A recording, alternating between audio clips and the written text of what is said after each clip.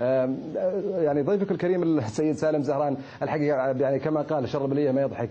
الإيرانيون هم جبناء، وقد تعهدوا بأنه عندما يتم ضرب الحوثي خلال الساعة الأولى من ضرب الحوثي بأنهم سوف يتدخلون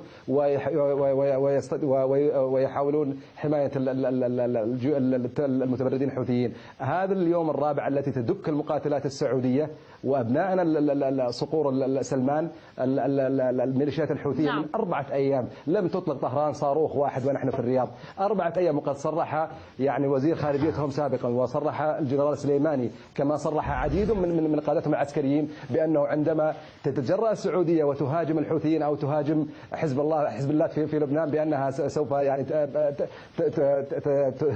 يعني تقوم بالهجوم على السعودية. الحقيقة نحن نتمنى، تطوعنا قبل 20 عام في عام 1990 ولا تزال البزة العسكرية في دروج بلادنا. سيد دحام تحدثت عن الموافقة الدولية لهذا الهجوم. نريد صاروخ واحد أو طلقة واحدة تطلق حماية لهذا الحوثي في اليمن، طلقة واحدة أو صاروخ واحد ردا على كلام صديقنا سالم. تحدثت حضرتك، ولكن هناك نقطة أهم من السلاح ربما والعمليات العسكرية على الأرض. سيد دحام اسمح لي تحقق أهداف الضرب العسكرية كما قال سيدي خادم الحرمين حفظه الله.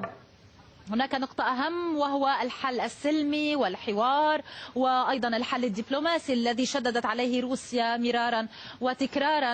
اليوم وزير الخارجية سيد سالم زهران وزير الخارجية السعودي هاجم موسكو بقوة، قال أنه بوتين يتحدث عن الحلول السلمية من جهة ويدعم نظام الأسد كما قال من جهة أخرى. ولكن لماذا مثلا لم يهاجم واشنطن التي دعمت المسلحين بحسب تقارير غربية كما يطرح البعض هذا السؤال؟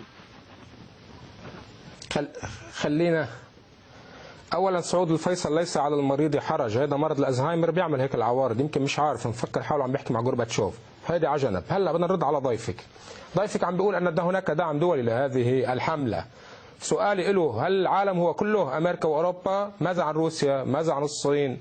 ماذا عن امريكا اللاتينيه؟ ماذا عن الارجنتين؟ ماذا عن البرازيل؟ ماذا عن الهند؟ العالم ليس كله امريكا واوروبا. 1 2 بتقول الإيرانيين جبناء. لا يا سيدي، أنتم تنابل كما وصفكم سماحة السيد حسن نصر الله، وأنتم متقاعسون. الجبان لا يدخل إلى العراق ويقاتل. قاسم سليماني امتلك الجرأة ووطأ الأرض. أنا أتحدى مع احترامي لك، أنا أتحدى سلمان ومن خلف سلمان أن يجرؤ عسكري واحد سعودي وأن يطئ الأرض اليمنية ونلتقي على هذه المحطة ونتحاسب. مش مرجلي أنك تستأجر طيارات عليها سواقين باكستانيين. لحظة يا ستنا، مش مرجلي، لحظة، لا، بده يسمع رد على كلامه. ما فيهم يتنبلوا ويجوا ينظروا علينا، ما فيهم يستأجروا باكستانيين وهنود يطيروا بالطيارات وبس يطلع 2 سعودية بيوقعوا بالبحر يلموهم الأمريكان ويجي ينظروا على الناس. الأرض هي لمن يقاتل عليها، روحوا تمرجلوا قاتلوا بالارض. لا، مش الايرانيين جبناء، انتوا تنابل. هذا 1 2 مش مزبوط انه قال الحرس الثوري بايران باللحظه اللي بينضربوا فيها الحوثيين بدنا نضرب. روح جيب تصريح واحد، ابدا مش صحيح. الاتكال هو الاتكال على الشعب اليمني، وانتم تعرفون جيدا، وانت بتعرف كثير انه المناطق الحدوديه بين السعوديه واليمن اليوم شو وضعها وشو. اولا وقبل ان يعني ارد على سؤالك، اريد ان يعني اوجه يعني كلمه للاخ سالم. انا يعني اترفع ان ارد على شتائمك على الامير سعود الفيصل. صاحب السمو الامير سعود الفيصل وزير الخارجيه اكبر يعني انت بلشت منكم من الناس الذين تمثلهم. دعني اكمل اخي الكريم، دعني اكمل يا ابن الحلال. اسمع مني. لا، انت بلشت عليك جاوب على فلسطين. ليش بال 2008 كنتوا عم تتفرجوا على غزه؟ الحذاء الذي يرتديه سعود الفيصل هو يعني اكرم من ايران واكرم من حسن نصر الله. حسن نصر الله عباره عن جرد يا اخي الكريم. ممكن اتحدث اختي الكريمه؟ ممكن تسمعين هذا الان اتكلم على كتافه وفاب بالنفع. مش مزبوط. سيد حسن هو اللي قدم لفلسطين، هو اللي اسقط. ممكن هذا يسكت عشان اتكلم ولا نترك الهواء ونمشي؟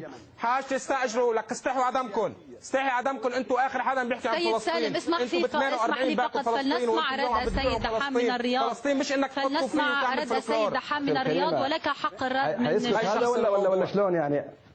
سيد دحام تفضل. حيسكت الاخ هذا نتكلم؟ ما يشخصن الموضوع. طيب اولا يعني تفضل. ماذا عن الجواب عن القضية المركزية التي هي قضية مهمة للوطن العربي وللعالم بأجمعه على الصعيد الإنساني؟ شوفي اختي الكريمه، اولا يعني ما حنرد على اساءات ولا ان سعود الفيصل اكبر منه، لكن انا اعيدك الى حقيقه تاريخيه. قبل وجود يعني ايران ولا حتى الدوله السعوديه الثالثه ولا الثانيه، كانت هناك القبائل العربيه التي هي نحن القبائل العربية التي حمت هذه الجزيرة العربية كلها، والأخ ربما ليس عربي أو لا يعرف تاريخنا جيد. نحن يعني حمينا هذه الأرض العربية إلى أخذنا. لا عربي غصب عنك. أنت أصلك من هون يعني يهود. طول بالك ما تقلل الأذى. اخرس دعني أتكلم. أنت أصلك يهودي. حسن نصر الله عبارة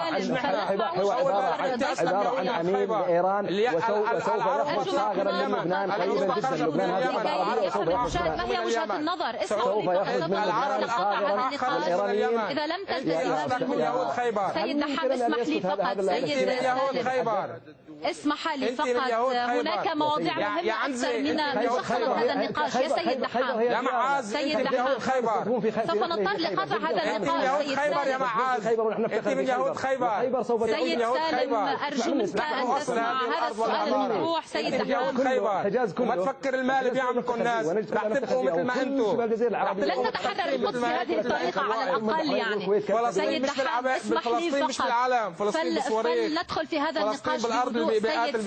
سيد سالم فلنتحدث عن ملفات أهم. هناك ملفات أهم. سيد دحام اسمح لي فقط لكي يفهم المشاهد وجهة النظر المطروحة، ولكي يفهم ماذا نريد أن نناقش هذه الليلة. ماذا عن الملفات الأهم أيضا؟ ملفات كثيرة تطرق إليها المجتمعون في شرم